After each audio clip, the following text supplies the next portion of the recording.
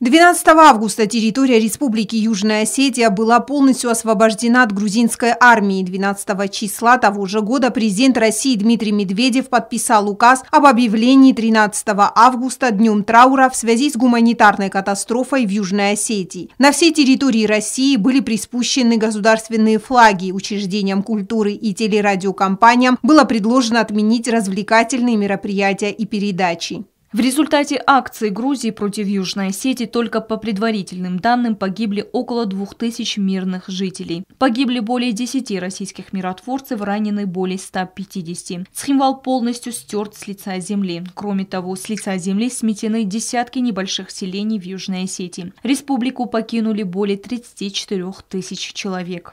В тот же день, 12 августа, на совместной пресс-конференции президентов России и Франции Дмитрия Медведева и Николя Саркози был озвучен план по урегулированию конфликта в Южной Осетии, где, в частности, было озвучено несколько целей для дальнейшей нормализации ситуации в Южной Осетии. Не прибегать к использованию сил, окончательно прекратить все военные действия, свободный доступ к гуманитарной помощи. Вооруженные силы Грузии возвращаются в места их постоянной дислокации. Вооруженные силы Российской Федерации выводятся на линию, предшествующую началу боевых действий. До создания международных механизмов российские миротворческие силы принимают дополнительные меры безопасности. Начало международного обсуждения вопросов будущего статуса Южной Осетии и Абхазии и путей обеспечения их прочной безопасности. Операция по принуждению Грузии к миру 12 августа была завершена. Народ Южной Осетии верил, что после вторжения грузинской армии очередного геноцида осетинского народа последует историческое событие – признание независимости Республики Южная Осетия.